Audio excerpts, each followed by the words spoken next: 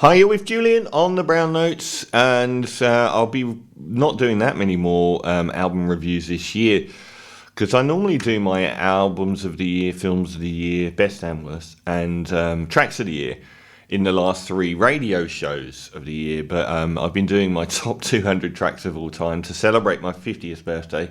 I'll post links on this YouTube channel, but it's just a radio thing, and it's ending the week before Christmas, so it's kind of cut things off. But a review of Daphni and the album Cherry. Daphni is one of the main projects from Canadian electronic stalwart Dan Snaith, based in London.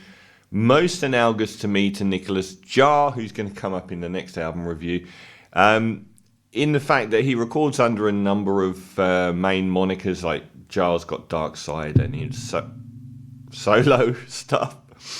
And he broke through significantly. Well, for me, I really liked the album Swim in 2010. I thought that was actually a lot better an album than Our Love, which got all the acclaim. And the Can't Do Without You track, obviously, was one of the greatest of this century. But I preferred the previous album. I actually thought that was better. And I really liked Suddenly, his last album. And he hasn't done as much as Daphni. And the Nicholas Jaar comparison there goes with, is it the AA? I can't remember. Nicholas Jaar's got a dance project. So he does his sculpted solo albums, and then he does his floor bangers that are usually singles. And he's released 2 compilations under that name that have been absolutely superb. I think this is an album, as in it was created for the album, rather than Jaar's collected over 3 years worth of dance floor singles under what Against All Logic is a Nicholas Jaar project. 2 really good albums, particularly the last one.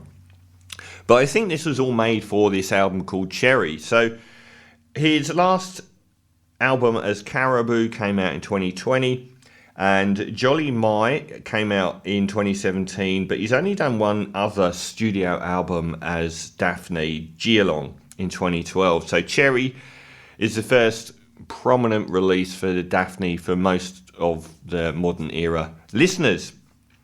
And what an album it is. So I think with a lot of people, I would have gone on the bandwagon of saying that his solo albums are quite polite and can be a little bit too polite. Even though they've been very good, I guess, you'd amp up the level of experimentation and energy levels and stuff, which is exactly what the Daphni project should have as its dance floor stuff, and the album definitely lives up to that.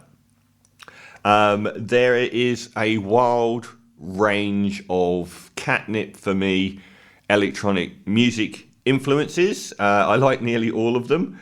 So you've got the opener Arrows, got not for the last time Fortet, who is also one of these people that delves into a lot of external sources, whether they're old or whether they're foreign. Not so much on the foreign here as there is on the trawling through dance music's history from the 90s. It's got a lot of energy. It's got some the snares, the sort of almost militaristic strobing snares, is another continual reference point, as is Orbital, and particularly the more sort of high energy, less stately Orbital tracks. A lot of early 90s dance music coming in. Plastic Man, is it Richard Hawkins, or is that the atheist guy? Whoever Plastic Man was, again, those snares. And the acid bass lines that come through a few times as well, got that early sort of 90s vibe. And a lot of the tracks are only around the 3-minute mark. A couple push out a little further, but also a couple were under 2 minutes. It's got a real old school techno feel to it. I won't go through every single track on there. It plays like a mixtape, a DJ mixtape, not a rap mixtape. In that, and I love this about it most, in that it sounds like he's live mixing in, so that a track will be going along and it will sound like he's mixing in another track for the drum pattern. And it feels like that. So it feels like a DJ mix, and that really helps as well. I thought that really sort of layered it and made it really interesting to listen to. And he drops away from that sort of high energy drum bass stuff.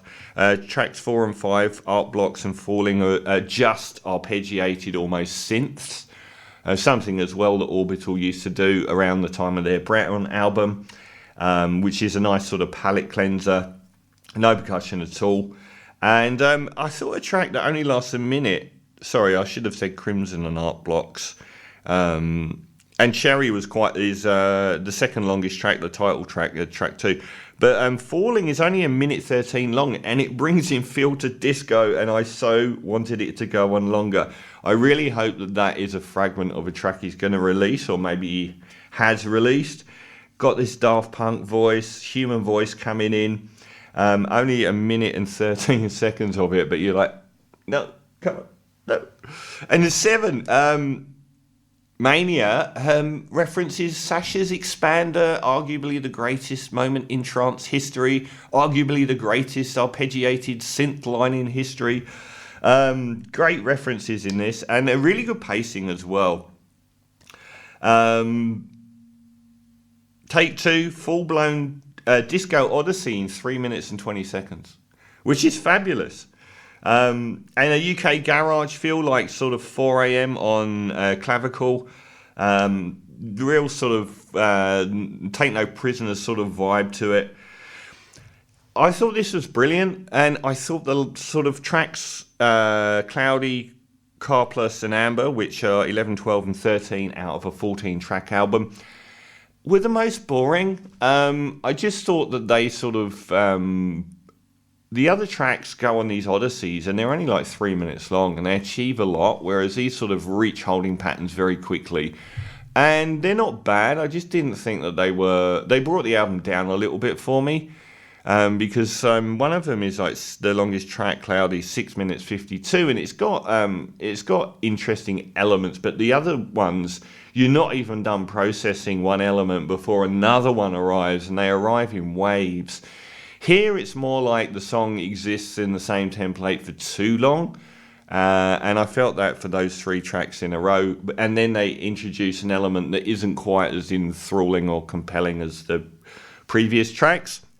So 3 out of 14 for me was a little bit of a downer, and probably not the score back, because otherwise it was really, really cool to hear Dan Snaith away from being that tasteful Dan Snaith of Caribou, and sort of ramping it up just the way that Nicholas Jaar does with Against All Logic. So a great album. I mean, it's only towards the very end that it becomes middling, and it would have got a higher score, but I'm going to give Daphni's Cherry an 8.5 out of 10.